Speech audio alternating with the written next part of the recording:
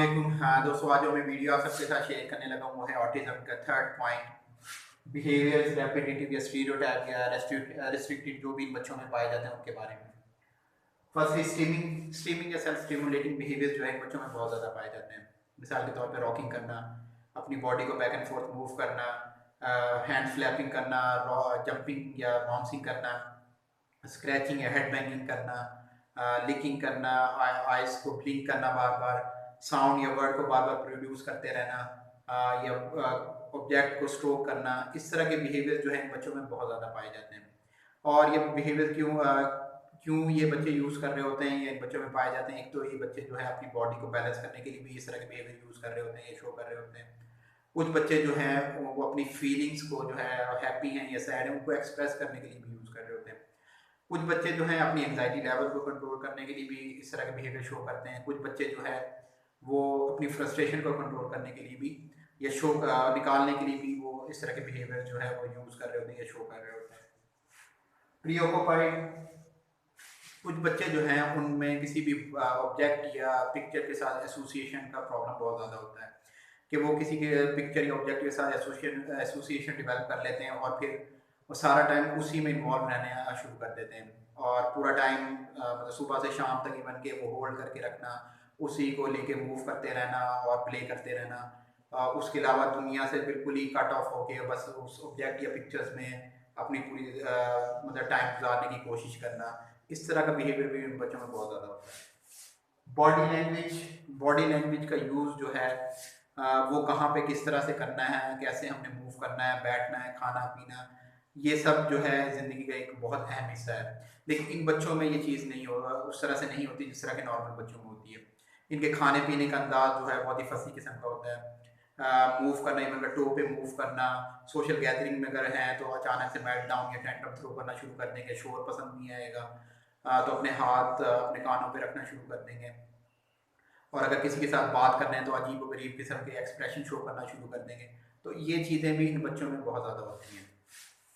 Fixation, fixation का problem in बच्चों में बहुत ज़्यादा होता है। वो अब फिक्सेशन किस तरह की हो सकती है, वो किसी पर्सन के साथ भी हो सकती है, ऑब्जेक्ट के साथ भी या पिक्चर के साथ भी। तो हर तरह से जो है ये बच्चों में ये फिक्सेशन का प्रॉब्लम पाया जाता है। डिसीजंस या चॉइसेस, इन बच्चों की डिसीजन मेकिंग पावर जो है वो बहुत वीक होती है। ये उस तरह से किसी भी सिचुएशन के में रहते हुए कोई डिसीजन नहीं ले सकते, क्या सही है क्या गलत है ये उसके बारे में डिसीजन नहीं कर सकते। इसी तरह से अगर चॉइसेस प्रेजेंट की जा रही हैं तो उसमें ये डिसीजन नहीं कर सकते कि कौन सी चीज़ सही है कौन सी गलत है। तो ये चीज़ें भी इन बच्चों में बहुत वीक होती हैं।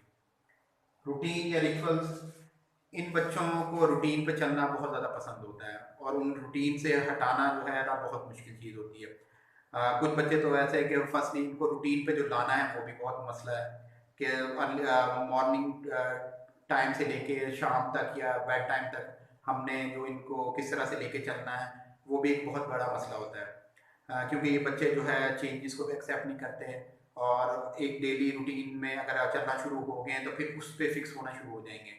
फिर उससे हटना जो है ना इनके लिए बहुत मुश्किल हो जाता है और हम उसमें चेंजेस भी इवन के माइनर से चेंजेस भी हम करने की कोशिश करेंगे तो ये मेल्ट डाउन या टेंट्रम थ्रो करना शुरू कर देंगे। और कुछ बच्चे जो हैं उनको जो प्लेफुल एक्टिविटीज़ होती हैं उनमें अगर किसी ऑब्जेक्ट के साथ इनकी वो एक रूटीन बन गई यानी कि पैटर्न मेकिंग करना शुरू कर दी है तो फिर वो उसका वही बिहेवियर चलना शुरू हो जाएगा कि हर वक्त उसको पैटर्न मेकिंग, हर चीज़ को पैटर्न मेकिंग करना शुरू कर देंगे। कुछ बच्चे जो हैं वो ब्लॉक बिल्डिंग करना उनको बहुत ज़्यादा पसंद होता है तो वो हर चीज़ को ही ब्लॉक बिल्डिंग के सेंस में यूज़ करना शुरू कर देंगे। कुछ बच्चे जो है उनको सीक्वेंसिंग करना बहुत ज़्यादा पसंद होता है तो वो उसको सीक्वेंस, हर चीज़ को सीक्वेंसिंग करना शुरू कर देंगे। तो इस तरह के बिहेवियर भी इन बच्चों में बहुत ज़्यादा होते हैं। इमेजिनेशन, इन बच्चों की इमेजिनेशन जो पावर है वो भी वीक होती है। ये उस तरह से फ्यूचर के बारे में इमेजिन नहीं कर सकते चीज़ों को, अपने ख़यालात को हमको जो है उस तरह से गैदर नहीं कर सकते।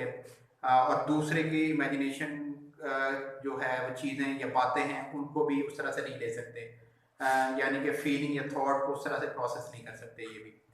और इमेजिनेटिव पावर ना होने की वजह से प्रीटेंड प्ले करना भी बच्चों में जो है ना वो बहुत कम होता है। नेक्स्ट, फोकस ऑन पार्ट, ये बच्चे जो हैं किसी भी पिक्चर या ऑब्जेक्ट है उसके पूरे पूरे ऑब्जेक्ट या पिक्चर पे फोकस करने के बजाय उसके किसी खास पार्ट पे फोकस करना शुरू कर देंगे और बस उसी के साथ अपनी बॉन्डिंग बनाना शुरू कर देंगे। मिसाल के तौर पे अगर किसी को बच्चा कोई ट्रक के साथ प्ले कर रहा है तो उस ट्रक को होल्ड करके बस उसके व्हील को ही हर वक्त स्पिन करना शुरू कर देंगे और डेली बेसिस पे वही रूटीन में वो चलना शुरू कर देंगे। मतलब जब भी वो उस ऑब्जेक्ट को देखेंगे तो उसके व्हील को ही स्पिन करेंगे। और अगर कोई किसी को एक पिक्चर पसंद आ गई है तो उस पिक्चर्स के एक खास पार्ट को लेके बहुत ज़्यादा एसोसिएशन शो करना शुरू कर देंगे और बस उसी पे फोकस रखेंगे। उसके पूरी पिक्चर के बारे में अगर हम उसको ऊपर डिस्कशन भी करना चाहेंगे और बात करना चाहेंगे तो वो नहीं करेंगे। सेमनेस का प्रॉब्लम भी बहुत ज़्यादा होता है क्योंकि इन बच्चों को डेली बेसिस पे सेम चीज़ें, सेम रूटीन, सेम स्केड्यूल चाहिए होता है और ये जो है अक्सर हम प्रॉब्लम क्रिएट भी करता है क्योंकि हमें डेली बेसिस पे एक तरह से चीज़ तो चल रही है लेकिन हमें उस बच्चे की डेवलपमेंट के लिए, उसकी ग्रोथ के लिए कोई ना कोई चीज़ या कोई ना कोई चेंजेस हमें लानी पड़ती हैं। तो अगर हम वो माइनर से भी चेंजेस करते हैं तो ये बच्चे जो है उसको एक्सेप्ट नहीं करते और मेल्ट डाउन या टेंट्रम जो है वो थ्रो करना शुरू कर देंगे या उस चीज़ को एक्सेप्ट ही नहीं करेंगे और बहुत टाइम लगता है किसी भी जो है इनकी रूटीन को चेंज करने के लिए या जो भी फिक्सेशन इनके अंदर आ गई उसको ख़त्म करने के लिए। स्क्रीमिंग या क्राइम, ये बच्चे जो है वो बहुत ही ज़्यादा मतलब स्क्रीम करना या लाउड वॉइस में या लाउड पिच पे रोना वो और विदाउट किसी रीज़न के भी करना शुरू कर देते हैं। और अगर हम जानने की कोशिश भी करेंगे तो बहुत मुश्किल होता है कि हम ये बच्चे को क्या मसला है और वो मुसलसल वो हो सकता है बहुत टाइम के लिए वो रोना शुरू कर दे और वो डेली बेसिस पे भी ये चीज़ हो सकती है। हाइपर सेंसिटिव, ये बच्चे जो है इनमें हाइपर सेंसिटिविटी का प्रॉब्लम भी बहुत ज़्यादा होता है कि कुछ बच्चों को शोर बिल्कुल पसंद नहीं होता, कुछ बच्चों को टच करने से भी प्रॉब्लम होती है कि अगर हम उन्हें टच भी कर रहे हैं तो वो अनकंफर्टेबल फील करेंगे। अगर हल्का से भी शोर हो रहा है तो बच्चे जो है वो अपने कानों पे हाथ रखना शुरू कर देंगे। और इवन के कुछ बच्चे जो हैं उनको क्लॉक की जो आवाज़ है टिक टिक उससे भी प्रॉब्लम होती है, उसको भी वो बर्दाश्त नहीं कर सकते और वो मेल्ट डाउन करना, थ्रो करना या टेंट्रम थ्रो करना शुरू कर देते हैं।